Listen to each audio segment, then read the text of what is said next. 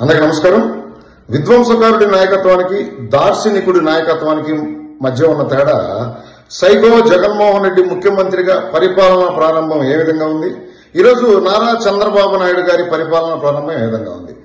Psycho Jaganmohan Reddy పరిపాలన ప్రారంభం ప్రజావేదిక కూల్చివేతతో మొదలైతే ఈరోజు నారా చంద్రబాబు నాయుడు గారి పరిపాలన ప్రారంభం రాష్ట్రంలో ఉన్న నిరుద్యోగ యువతీయువకులకు భవిష్యత్తుకు ఆశలు కల్పించే విధంగా, రాష్ట్రంలో ఉన్న నిరుపేదలకు ఆకలి తీర్చే విధంగా, అదేవిధంగా అవ్వాతాతలకు భవిష్యత్తుపై భరోసా కల్పించే విధానం. నారా చంద్రబాబు నాయుడు గారు పరిపాలన ప్రారంభించే సమయంలో 5 ఫైళ్లపై సంతకం చేయడం జరిగింది. 16,347 డిఎస్సి మెగా డిఎస్సిని ఆయన రిలీజ్ చేస్తూ సంతకం చేయడం జరిగింది. అదేవిధంగా అన్నా క్యాంటీన్ల పునఃప్రారంభం, ల్యాండ్ టైటిలింగ్ యాక్ట్ రద్దుపై సంతకం, అవ్వాతాతలకి 3,000 నుంచి 4,000 రూపాయల పెన్షన్ పెంచుతూ సంతకం, స్కిల్ గణన. గతంలో సైకో జగన్మోహన్ రెడ్డి 2,000 నుండి 3,000 పెంచుతానని మాయ మాటలు చెప్పి ముఖ్యమంత్రి అయిన తర్వాత 5 సంవత్సరాల కాలంలో నేను పెంచుకుంటూ పోతానని చెప్పిన దుర్మార్గుడి పరిపాలనకి ఈరోజు ఒక్క సంతకంతో 3,000 నుండి 4,000 రూపాయలు పెంచిన నారా చంద్రబాబు నాయుడు గారి పరిపాలనకి తేడా అర్థమవుతుంది. 2024 సార్వత్రిక ఎన్నికల్లో ఆంధ్రప్రదేశ్ ప్రజలు తీసుకున్న నిర్ణయం సరైనదే నిరూపిస్తూ ఈరోజు ఆంధ్రప్రదేశ్ భవిష్యత్తుని ఒక అభివృద్ధి ప్రదాత చేతుల్లో పెట్టామని ప్రజలు నమ్మే విధంగా ఆయన పరిపాలన ప్రారంభించడాన్ని ఆంధ్రప్రదేశ్ యువకుడుగా ఆయనకు నేను కృతజ్ఞతలు తెలియజేస్తా ఉన్నాను. అందరికీ నమస్కారం.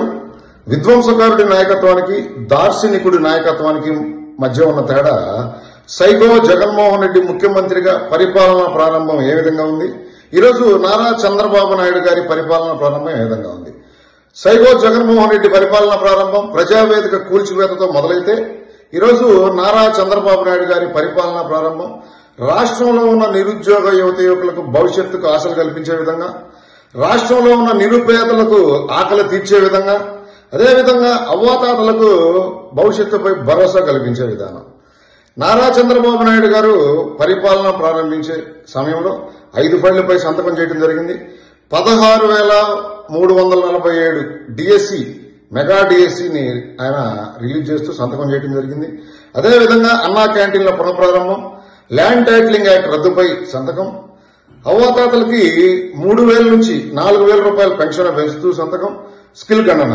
గతంలో సైకో జగన్మోహన్ రెడ్డి 2,000 నుండి 3,000 పెంచుతానని మాయ మాటలు చెప్పి ముఖ్యమంత్రి అయిన తర్వాత 5 సంవత్సరాల కాలంలో నేను పెంచుకుంటూ పోతానని చెప్పిన దుర్మార్గుడి పరిపాలనకి ఈరోజు ఒక్క సంతకంతో 3,000 నుండి 4,000 రూపాయలు పెంచిన నారా చంద్రబాబు నాయుడు గారి పరిపాలనకి తేడా అర్థమవుతుంది. 2024 సార్వత్రిక ఎన్నికల్లో ఆంధ్రప్రదేశ్ ప్రజలు తీసుకున్న నిర్ణయం సరైనదే నిరూపిస్తూ ఈరోజు ఆంధ్రప్రదేశ్ భవిష్యత్తుని ఒక అభివృద్ధి ప్రదాత చేతుల్లో పెట్టామని ప్రజలు నమ్మే విధంగా ఆయన పరిపాలన ప్రారంభించడాన్ని ఆంధ్రప్రదేశ్ యువకుడుగా ఆయనకు నేను కృతజ్ఞతలు తెలియజేస్తా ఉన్నాను.